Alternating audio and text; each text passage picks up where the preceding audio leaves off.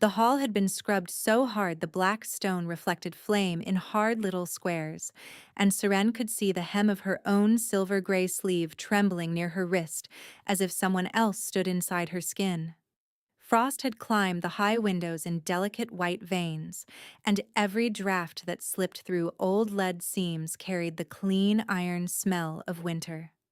9 counselors sat to the left bench, 2 to the right, their vote tokens already stacked in front of them. 9 ivory discs, 2 onyx. Their faces were arranged into the practiced neutrality of people who had survived 3 reigns by never speaking first, but their shoulders told other truths. Stiff backs, fingers tapping once against wood, throats worked before swallowing. Chancellor Vere stood between 2 guards with his hands bound in a chain looped twice through the belt ring at his waist, and still he held his chin like a blade. Even in irons he looked immaculate. Charcoal coat unwrinkled, silver clasp straight, black hair pinned back, with not a strand out of place. Tobias stood 3 steps above her on the twin dais, crown set down on the cedar table beside him instead of on his head, as if even gold had to wait until the room told the truth. The absence of the crown changed his face. Without it, he looked less like a monument, and more like the man who had not slept 72 full moons. Nim, one eye clouded white, and the other sharp as amber glass, pressed his shoulder against Seren's calf, and did not move. His weight was steady and warm through the wool of her skirt, a blunt reminder that she was not standing alone in the center of that cold geometry. You would unmake a sovereign claim witnessed 6 years and 72 moons ago, Vere said, voice smooth enough to skate across ice. He turned just enough that both benches heard him equally. Do you intend to unmake the throne itself? Seren felt the carved groove in the oath stone under her left palm, the notch where countless rings had scraped over generations, and answered without lifting her voice. No, I intend to unmake the theft. A murmur rose and died before it became sound. Tobias did not move, but his gaze dropped from Vere to her, brief and intent, as if anchoring himself to the same sentence. A strip of parchment lay on the cedar between them, weighted by a bronze knife hilt. The first seal was river green wax with the hawk stamp used in 1421.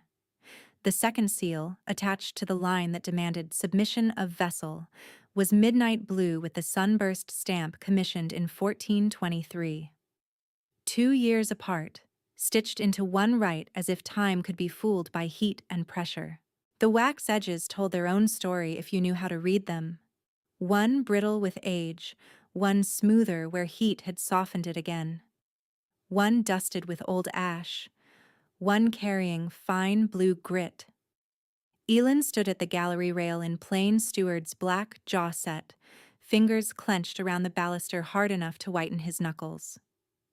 He had told Seren where he saw the document pass from Vere's sleeve into the archive chest, had told her the exact hour bell, second bell after moonrise, the night before the claim. He had repeated the memory until each detail sat in him like a nail. The slope of the corridor light, the angle of Vere's wrist, the smear of blue on fabric. Beneath the rail, Nim's ear twitched toward Elan's voice even before he spoke, as if the hound recognized loyalty by rhythm. Name the charter authority for emergency hearing, Seren said, turning to the council bench. She knew the line. She wanted him to say it. Vere answered before anyone else could. Irritated habit outrunning caution. Treaty Session Charter, Clause 7. In moments of state peril, this hall may convene immediate testimony under present witnesses. Tobias looked down at him, expression unreadable. Then under your own clause, Chancellor, we proceed.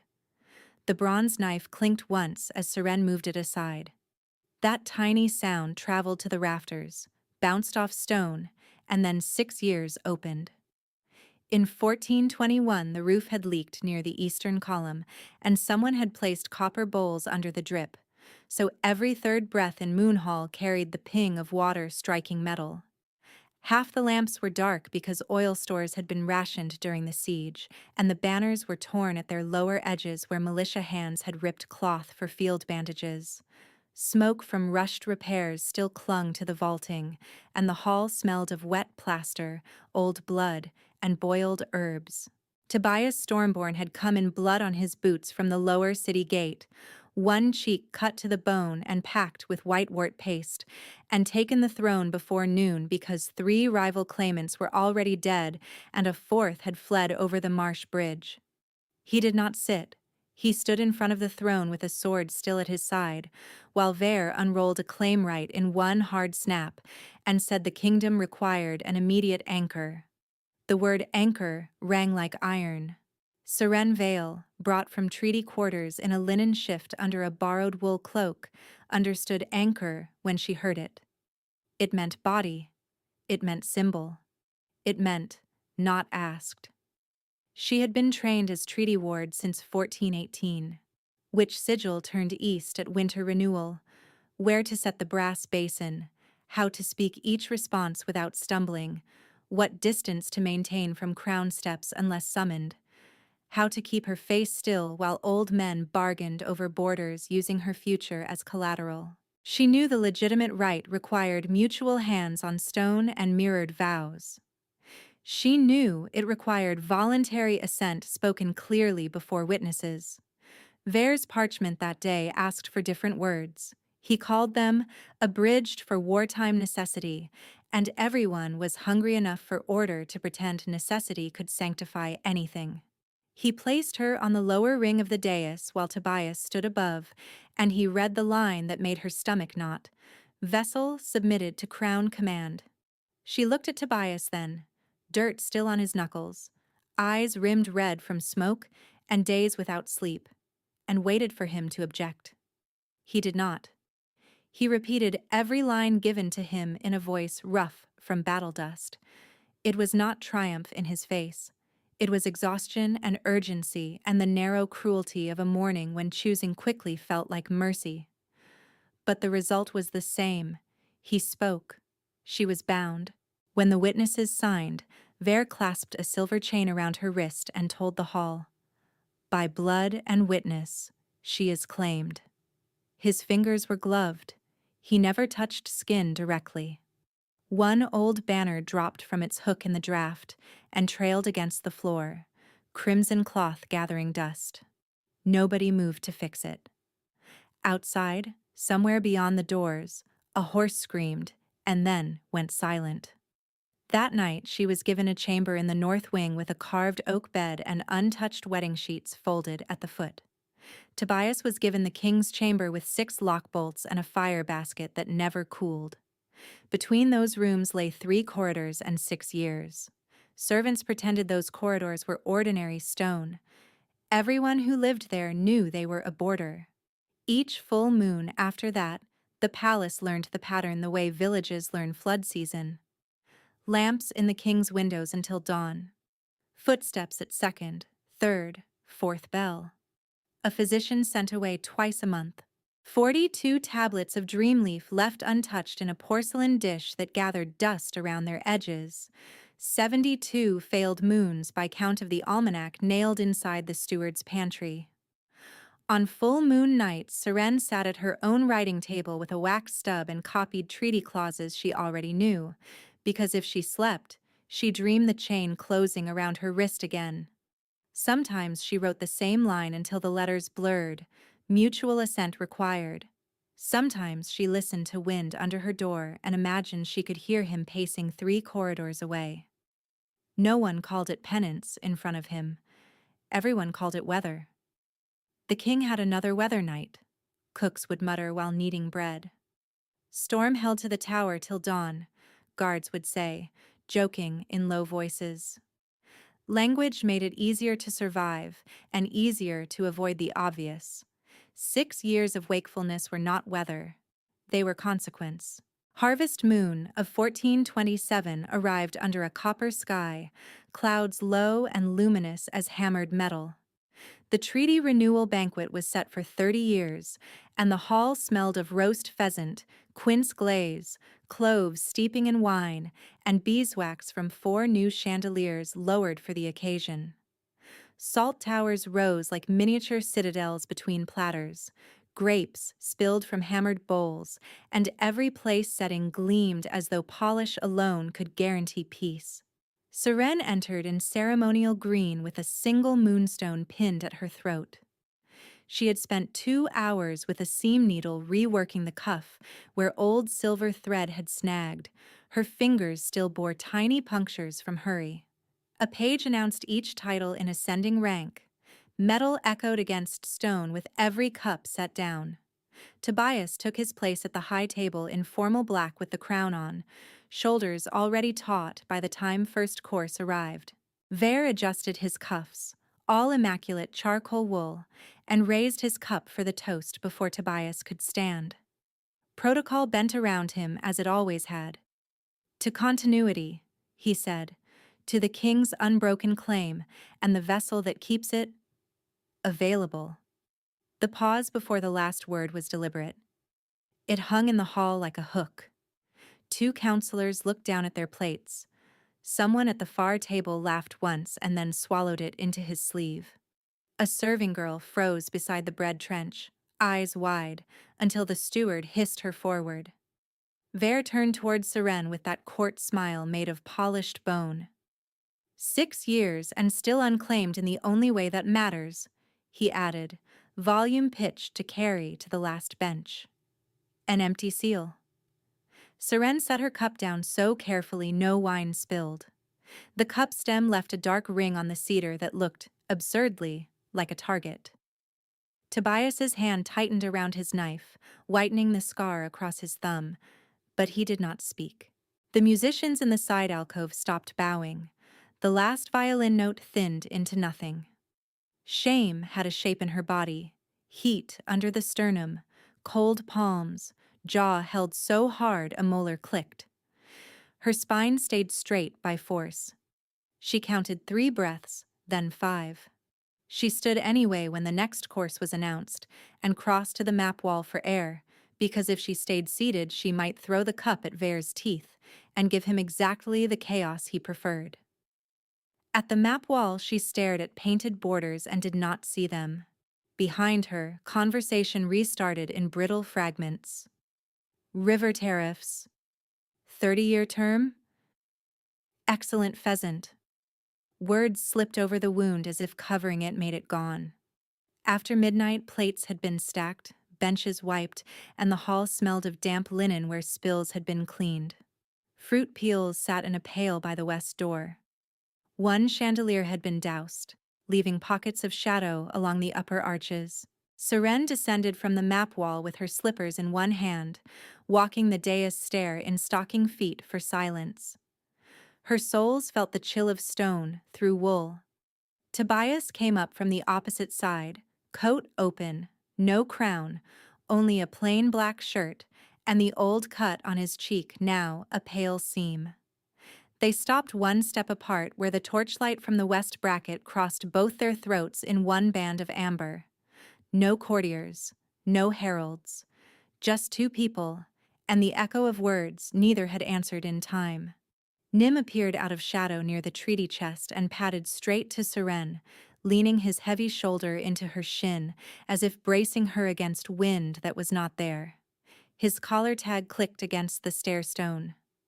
Tobias looked at the hound, then at her bare feet, then at the place where Vare had spoken earlier as if he could still hear it.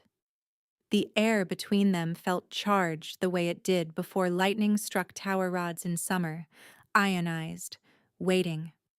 I heard him, Tobias said. His voice was low, scraped raw. You heard all of it for 6 years, she answered. He flinched as if the line had landed physically. I did. And did nothing. Not nothing, he said, then stopped, shook his head. Not enough. She studied him in the half-light. The fatigue at his mouth. The stubborn set of a man used to command and suddenly without language. You let him name me in public as if I were storage. His breath hitched once. I know what he did. You know what you let stand. He opened his mouth and closed it. His hand lifted an inch from his side, then dropped. Neither moved closer. A servant's broom scraped in the distant gallery and broke the moment. Seren bent, scratched Nim between his ears, and went up the north stair without looking back. Behind her, Tobias stayed where he was until she reached the landing. One held breath can hold a kingdom in place. 3 nights later, she carried a beeswax lantern into the archive passage behind the chapel wall, key tucked in her palm so tight the teeth marked her skin. The corridor was narrow enough her sleeve brushed both shelves when she turned. Dust motes drifted in the lantern cone like pale ash. Ledgers from drought years lined one side. Rite texts bound in cracked red leather lined the other. The smell was parchment, tallow, and old glue. She took down the claim volume from 1421 and set it on the stone stand under the lantern hook. The metal clasp fought her thumb before releasing with a stubborn snap. On the inside cover, the date was clean. On page 3, the language shifted. On page 4, the blue seal shone like a bruise. Footsteps sounded at the passage mouth. Tobias entered without escort, cloak wet at the hem from rain, and set his own lantern down. The 2 flames drew his face in double shadow. "Elon told me you were here," he said. "He should not have needed to." She did not answer. Her finger rested on the altered line, midnight blue seal wax still glossy where it had been reheated and pressed. Water dripped from his cloak onto stone in a slow, regular beat. He stepped beside her close enough that his sleeve brushed the back of her hand. "Seren. Don't." She angled the page toward him. "Read the date stamp below the clause you used to bind me." His eyes tracked down. The muscle in his jaw shifted once. "This stamp wasn't issued until 1423. "No." She turned the page and pointed to the genuine opening seal. "And this one is 1421. Same right, 2 years apart. Spliced." He leaned in, breath catching as he saw the mismatch in the margin lines where the insert had been stitched. "How did this pass review?" "Because no one reviewed when the city was burning," she said. "Because everyone trusted the man who said he had already done it." He lifted his hand toward her wrist, toward the faint white line where the chain had sat for 6 years. He stopped before contact, fingers curled in empty air. Rain ticked at the passage vent above them. Somewhere in the chapel beyond, a candle popped in its cup. "I should have read it," he said. "That day I let him hand me war and called it law. I looked at you standing there and chose speed over everything." Seren closed the book carefully, pressing both palms flat over leather. "You chose the throne. I chose to keep people alive by morning." His breath left sharp. "And I chose wrong in how I used you to do it." Her throat tightened at the bluntness. She had expected excuses polished with state language. She got a man in wet wool admitting he failed to read a line that ruined 6 years. "Elon saw Vare with this text the night before the rite," she said. "Second bell after moonrise. He saw him trade a rolled parchment to the archive keeper and pocket a blue wax stick." Tobias's brows drew down. "Then we have witness and object both." She gave a bitter half-smile. "If the council lets us speak." "He will insist on charter process to protect himself." Tobias glanced back toward the hall. "And he'll hand us the hearing when he does." She let that settle. "If you testify, you'll have to say you failed." "I did fail." He held her gaze. "I'm done pretending otherwise." Nim's nails clicked at the passage mouth. The hound stood there, one eye bright, tail low but steady, damp fur smelling faintly of rain and kennel straw. Seren took that as the only blessing offered and gathered the book to her chest. Tobias stepped aside to give her room to pass, hand dropping to his side without touching her. The night before the next full moon, mist lifted off the river and wrapped the terrace in cold breath. Seren stood at the balustrade in a heavy blue cloak, counting watchfires across the lower city. 1, 2, 3, 4 along the market road. Bells from the fish quarter drifted up thin and metallic. The stone beneath her palms sweated with damp. Tobias came without herald, carrying a single wool blanket folded over his arm, as if he had not known whether she would let him stay long enough to need it. He looked as he always did before full moon, alert to the point of pain, shadows under his eyes, shoulders held too high. He stopped a pace away and placed the blanket on the balustrade between them. I asked you here because I owe plain words. Plain would be a novelty, she said. His mouth twitched once, not quite a smile. I want you, not the crown's obedience. No trumpet announced it. No court phrase softened it. Just 8 words, spoken into mist where no witness could turn them into policy. Seren turned to face him fully. The moon was still below roofline. Torchlight from the terrace door painted half his face gold, half shadow. Want from a king is dangerous. I know. He braced both hands on cold stone. I can order armies and still not order this. I do not want command from you. I want yes or no, and I can survive either. Can you? She stepped closer until she could see the nick in his left eyebrow where old steel had split skin. If I say no in public, in front of those same witnesses, I live with it. His voice roughened. I would rather have your no than another 6 years built on coercion. Even if counsel whispers weakness? Let them whisper, he said. They already whisper when I don't sleep. Wind snapped a banner rope against the pole. Somewhere below, a cartwheel hit a rut and rattled over stone. Seren's pulse beat high in her throat, traitor fast. Anger remained, sharp as clove on the tongue. So did something else. Heavier, like a hand at her spine urging her to turn toward heat despite herself. Then hear my plain words, she said. I am not healed because you confessed. I am not ready because you ask. I didn't come for ready tonight. He nodded once. I came so you would know I burn for you, and will wait beside that fire until you choose. She gripped the balustrade until stone grit pressed crescents into her palm. When you stand close, my body answers before my mind signs permission. I hate that. Tobias did not reach for her. Tell me how it answers. The directness startled a laugh out of her, thin and disbelieving. My pulse climbs into my teeth. Your skin smells like steel and lamp smoke, and my breath forgets rhythm. He swallowed. Mine does too. She watched that admission land in him, saw his hands flex once against the balustrade, as if resisting an instinct to move closer. I am angry with you, she said quietly, and still I notice your mouth when you stop speaking. I notice your hands.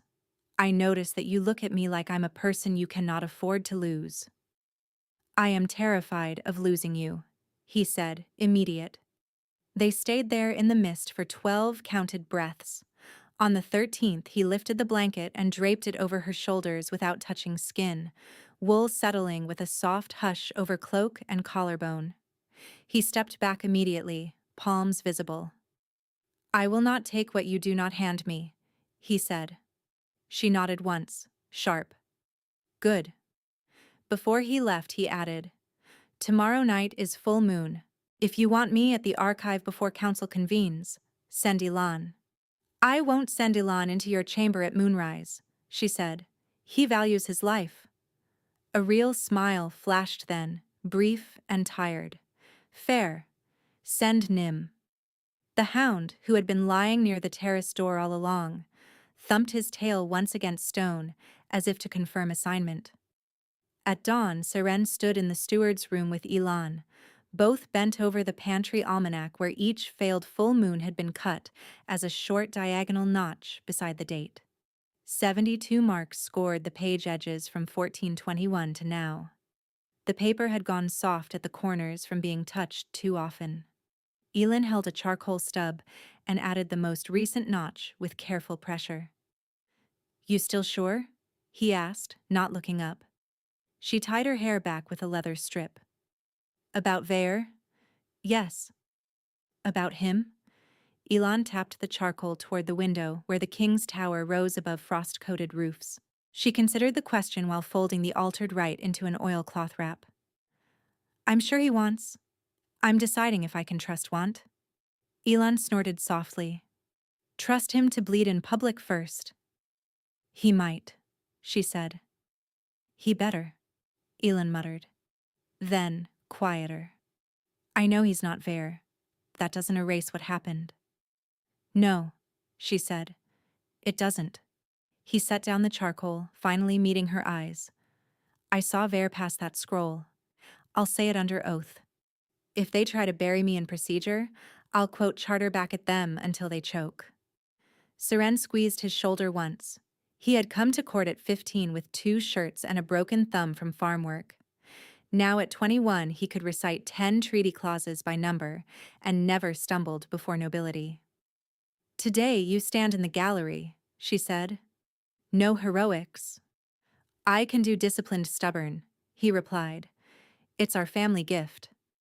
Nim pushed the door with his nose and entered, shaking frost from his coat onto the rush mat. Elin scratched behind the hound's ear without breaking eye contact with Seren. And if they push too hard, he added, Nim bites ankles. That's his family gift. Nim sneezed as if in agreement. By second bell after noon, the hall had been transformed from banquet splendor to hearing geometry. Tables gone. Benches aligned in 2 ranks facing the dais. Chain stand at center for the accused. Charterboard set on an easel with Clause 7 painted in black ink, thick enough to read from the rear arch. Scribes sat ready at side desks, fresh quills set in rows. Cold light from the windows cut long white bars across the floor. Vare entered in irons and still carried himself as if chains were ceremonial trim. Tobias came in without sword. Seren wore no jewels except the moonstone pin and the old silver chain around her wrist, unclasped so it hung open. Elon took position in the gallery where witnesses waited, shoulders squared under plain black wool. The herald announced, Emergency hearing under Treaty Session Charter, Clause 7. Murmurs ran along the benches like wind through dry reeds. Vare requested first speech. This is political theater, he said, turning slightly so his voice traveled to both benches. My king faces treaty pressure and seeks a scapegoat. The ward seeks elevation. Conveniently, they discovered parchment concerns 6 years too late. Tobias answered before Seren could. You asked for this charter clause yourself the night we convened. Stand by your appetite. Vare's mouth tightened. I stand by law. Then we begin with documents, Seren said. She placed the 2 seal strips on the cedar table and angled them toward the council. Green Hawk Wax issued 1421, Midnight Blue Sunburst issued 1423. Both attached to one right text dated 1421. Explain. Vare leaned in, chains rattling once. Resealed for preservation. Archives do that. Archives log preservation in margin marks. Seren opened the bound volume to the lower corner. No log, no notation. Only your signature below the inserted line. Forgery, Vare snapped. Of your own hand? Tobias asked. Vare ignored him. The ward has always resented her ceremonial role. Seren's voice stayed level.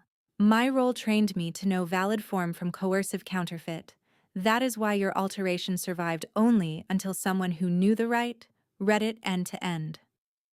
At her signal, Elon descended from the gallery and took the witness stone, right hand raised. His mouth was dry.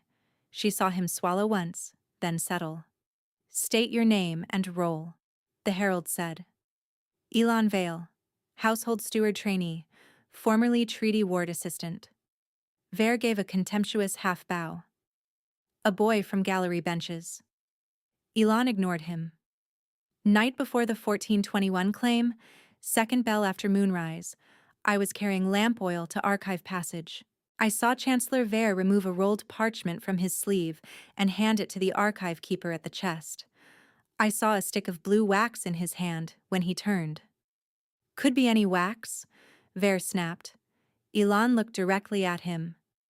Sunburst blue, same as your private signet color, not used in state archive at that date. I remember because it stained your thumb, and you wiped it on the inside hem of your left cuff. A stir ran through the benches. Vere's gaze flicked, involuntary, to his left sleeve, as if the stain might still be there 6 years later. Seren stepped forward with a folded cloth. The cuff from that robe was retained in your storage chest by inventory error. We recovered it this morning. She unfolded the linen to reveal a charcoal gray cuff panel with a dark blue smear near seam. Wax residue tested against the inserted seal, same pigment grit, same oil base. Vere laughed once, too loud. You staged it. Under your charter clause, Tobias said, voice flat. In the same hall you controlled for 6 years? If this is staging, Chancellor, you built the stage. Vere rounded on him. You were king in 1421. You spoke the words. If the right was flawed, your authority is flawed. Tobias did not blink. My authority was flawed where I failed to read what I signed. That failure does not legitimize your alteration. It indicts my negligence and your intent. The admission landed like dropped iron. Quills paused mid-stroke. Arguments followed for 2 hours measured by candle drips and numb feet. Vere contested chain of custody, questioned Elon's age at time of witnessing, accused Seren of resentment dressed as jurisprudence. He quoted precedent from border courts, tried to conflate emergency war powers with private textual edits, and argued that stability required preserving appearances over correcting origin. Seren answered with dates, clause citations, and training records from 1418 that proved she knew the right's legitimate form. She recited the mirrored vow language from memory without once looking down. Elon held steady through cross-questioning that tried to trip him on timing, weather, lamp inventory, and corridor route. Tobias admitted under oath that he had not read every line in 1421. That he accepted Vere's abridgment in civil collapse, and that this failure bound Seren without mutual consent. He stated it twice, once when asked, once unprompted. I failed her and the law, he said. Both are true. The admission cracked the room more than any document had. A king saying I failed was rarer than eclipse. When Vere saw the benches turning, he made one last attempt. If you void this claim, he said, voice sharpened to desperation, you invite every border lord to challenge succession. You trade continuity for sentiment. Seren answered before the council could. Continuity built on forgery is already fracture. We are here to seal the break, not hide it. Silence held. Wax dripped. A guard coughed once and went still again. At last the senior counselor stood and raised an ivory disc. On charge of right alteration and coercive abuse of charter authority, exile beyond northern boundary, immediate and permanent. One by one discs struck the tally bowl. Ivory, ivory, onyx, ivory, ivory, ivory, onyx, ivory, ivory, ivory, ivory. 9-2. Vere's face went colorless at the count. You exile me and hand the throne to sentiment.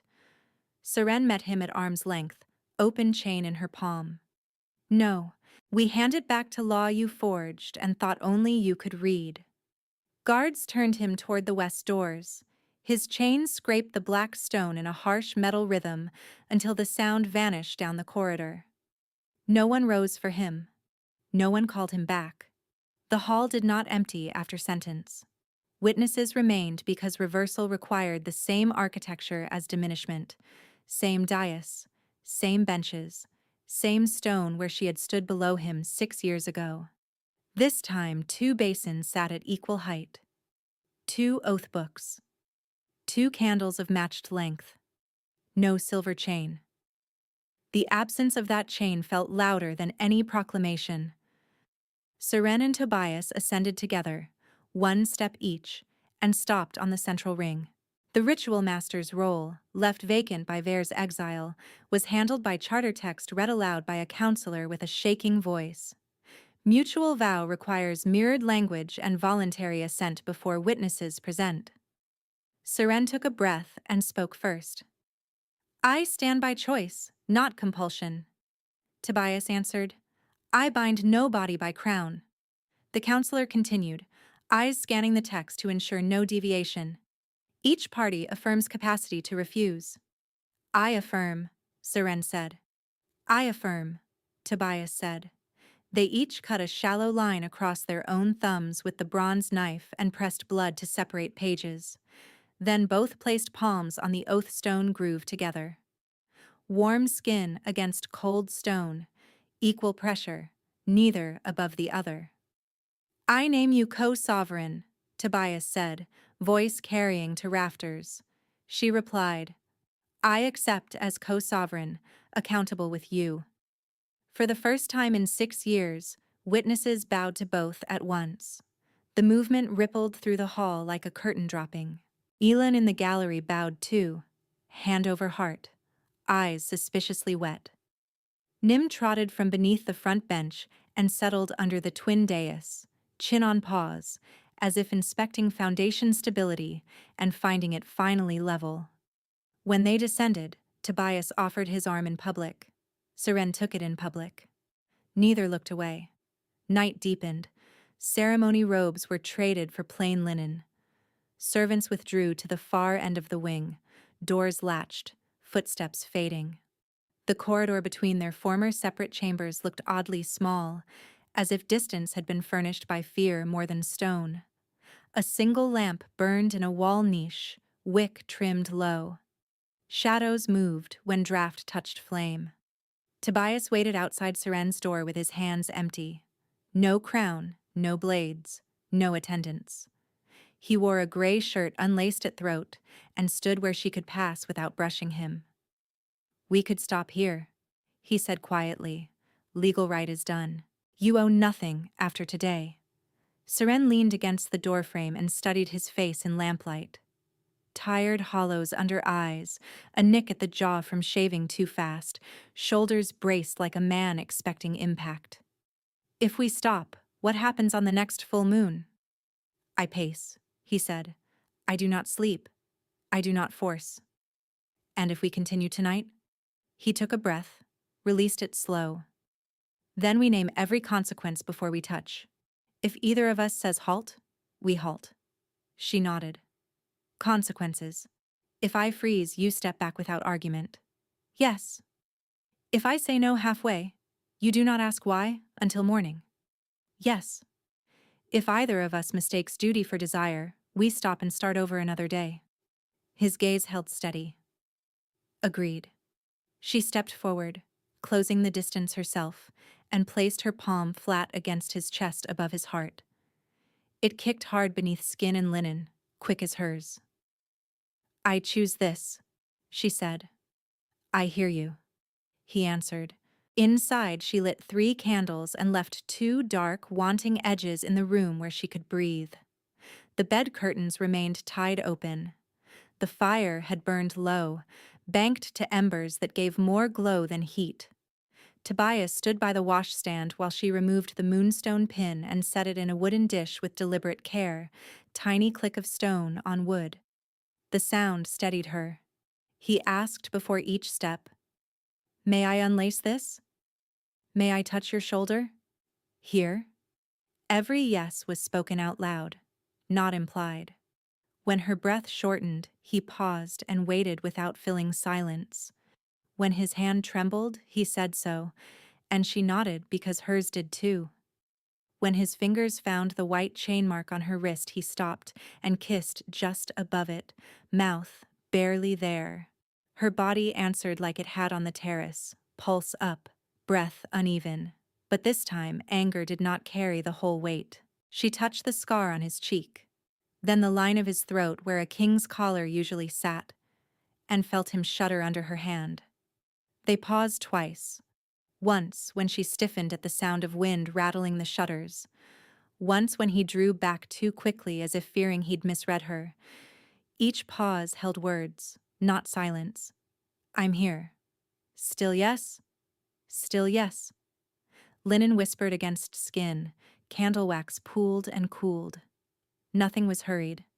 Nothing was taken. She guided his hand where she wanted it. He stopped when she asked. He looked at her face as if answers were written there and mattered more than any hunger. By the time they lay side by side, sweat cooling on their backs, the eastern window had turned from black to a faint iron gray. Tobias kept one hand open on the blanket between them until she turned and laced her fingers through his own. "Thank you for making me ask," he said. "Thank you for waiting long enough to mean it," she replied. They slept a little then, fitful, brief, but real, waking at each creak and settling again when they found each other still there. Near dawn, Nim scratched once at the outer door and then settled outside it, a soft huff audible under the wind. Weeks passed into deep winter. The treaty term, renewed for 30 years, was copied onto banners and carried to border posts. But in the palace, what changed most was smaller. 2 chairs moved to the same table, 2 signatures on grain releases, 2 sets of boots by one hearth on freezing nights. Ledgers that once bore one hand now bore 2 in alternating ink. Servants adjusted quickly. Palace life had always been less about ideology than who needed tea at which hour. Elon took full oath as household steward and began correcting guard rotations with polite ferocity. He learned which captain accepted correction better before supper and which needed citations from charter margins.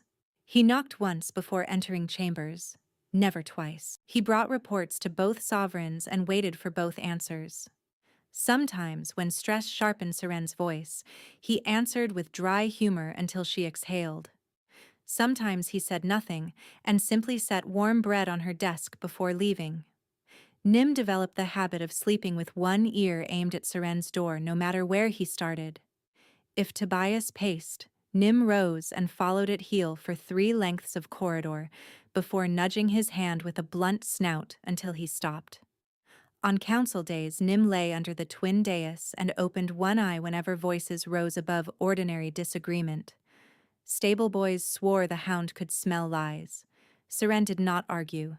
Then came the full moon in deep winter, bright enough to throw shadows of window lattice across the floor like bars. The air was brittle with cold.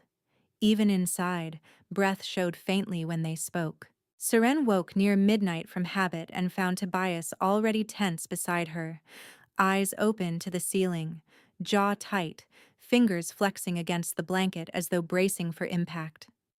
She sat up, poured water from the carafe, and handed him the cup. His hand shook once against the rim. "Count with me," she said. He exhaled through his nose. "Like training horses? Like training kings." He huffed what might have been a laugh. Insulting and accurate. They counted breaths to 20, then 50. At 70, his shoulders dropped a fraction. She set her palm on his sternum and felt the frantic rhythm ease by degrees. Outside, watch bells struck second, then third. No pacing footsteps crossed the corridor. No lamps were relit. Snow began at some point, soft taps against shutter wood. At 90 breaths he closed his eyes. At 100 he opened them again, startled, then forced them shut. "Still here?" he murmured. "Still here," she answered. At some point before 4th bell his hand slackened in hers, grip gone heavy with sleep. She stayed awake another hour just to be sure, listening to the changed cadence of his breathing, counting the long spaces between inhales that only came when rest was deep. Dawn came pale blue and cold. Frost traced fern patterns at the edge of the glass. Tobias still slept, mouth slightly open, one arm thrown over the blanket in careless weight she had never seen on a full moon morning. Seren propped herself on an elbow and watched him breathe all the way through sunrise to make sure this was not a feint of exhaustion. Light moved from his shoulder to his throat to the scar at his thumb. When he finally stirred, Blinking hard, confused by daylight already in the room, she laughed, a real laugh, low and incredulous. "You slept," she said. He stared at the window, then at her. "What hour?" "Past dawn." For a moment he looked almost frightened by relief, as if joy itself might be a trap. Then he covered his face with his hands and let out a sound that was half laugh, half broken sob. When he lowered his hands, his eyes were wet and unhidden. "I don't remember the last full moon morning," he said. 1421, she answered softly. "Before the claim." He nodded once, absorbing the number like a blow and a blessing together. A knock came, one precise tap. Elon's voice through the door. "Morning reports when you're ready." No fires, no border raids, and the kitchen burned the first tray of rolls from excitement.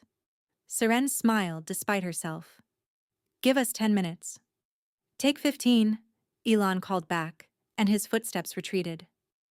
At the foot of the bed curtain, Nim was curled in a tight comma, one cloudy eye cracked open just enough to verify both of them were still there. His tail thumped twice against the rug, then settled. Third truth pivot. Third quiet guard posted. Some nights the body believes peace before the mind can name it. On the next council day, the hall looked the same and entirely different. Same black stone, same lamps, same banners repaired where old tiers had been stitched with gold thread. But there were 2 seats at the dais now used without comment, as if they had always belonged there. Petitioners bowed to both before speaking. Scribes addressed decrees to both seals. Nobody stumbled over titles anymore. Seren signed the grain levy first while Tobias reviewed Rivergate repairs.